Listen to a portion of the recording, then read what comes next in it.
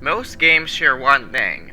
You move. You go from point A to point B in one way or another, and 99.99% of the time you control where you go through movement buttons.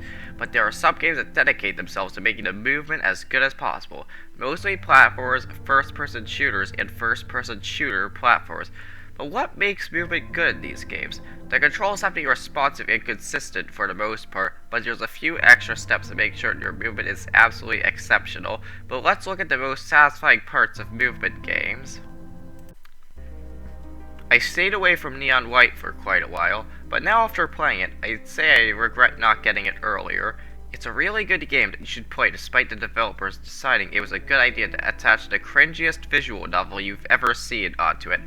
For those who haven't heard of it, it's a first-person shooter speedrun game where it's less about the intricate combat and more of flicking onto stationary turrets while running towards the exit. The guns are all fun to use and the movement feels amazing, but why is that? To put it clearly, it's mainly a matter of flow. Every single tool in your kit has a sense of momentum that makes it great to chain multiple movement abilities together, going from diving down into a bunch of explosive barrels to grappling to the other side of the level. This isn't the only reason why Neon White's movement is so good, but we'll get to the other reason later. Another prime example of movement having flow is bee-hopping. It's just great to continue to gain momentum by keeping up the rhythm of your jumps. One of the best examples of bee-hopping is this legendary Counter-Strike Source frag movie, but flow isn't the only way to make your movement satisfying. Movement can be made fun by adding some challenge to it.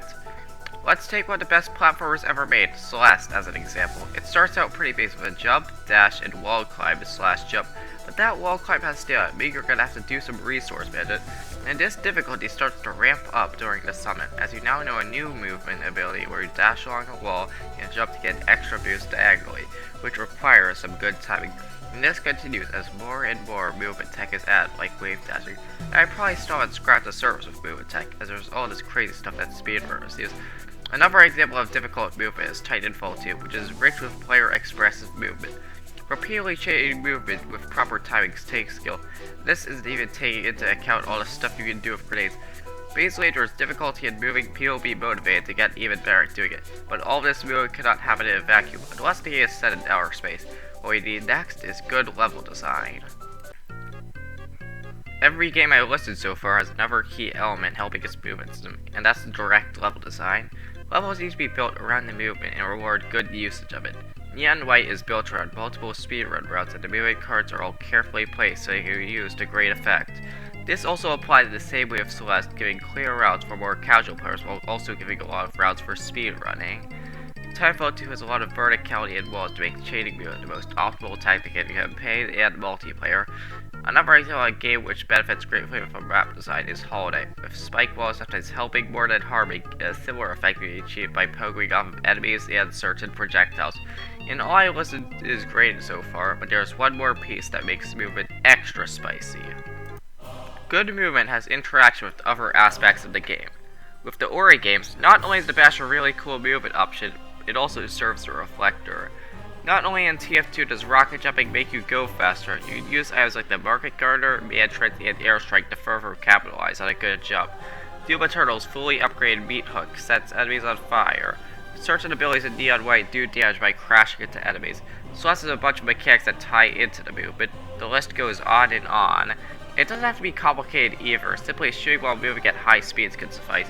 If your movement is just going to be used to move and that's it, why bother? Where's the fun in that?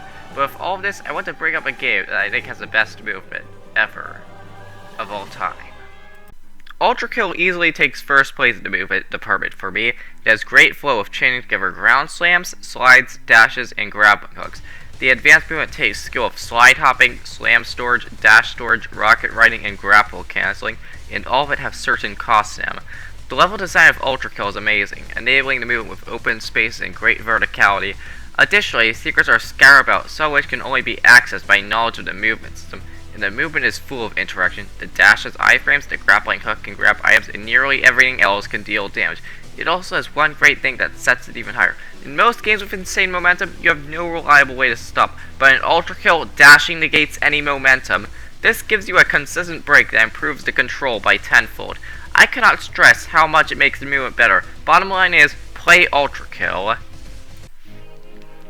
Are his definition of what makes good movement completely perfect? No, someone will find that I missed something or one thing I mentioned isn't that important. But I think I nailed down some pretty good points that make or break movement for some people. If your game doesn't have good movement, that's okay, as long as movement isn't the focus. Elden Ring is my 5th favorite game after all, but for all the games that strive to have great movement, what is needed in my opinion is flow, challenge, good level design, and interaction.